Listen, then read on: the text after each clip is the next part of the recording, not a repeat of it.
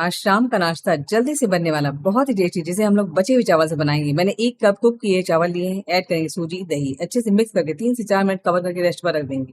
जाली वाली थाली को ऑयल से ग्रीस कर लिया है। 4 मिनट हो चुके हैं। सूजी अच्छे से फूल गई है।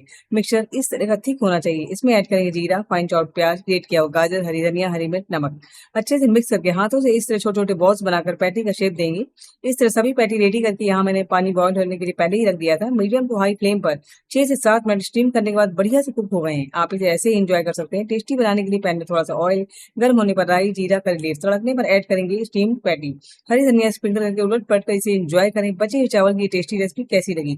पसंद आई हो तो लाइक कमेंट करना बिल्कुल ना भूलें।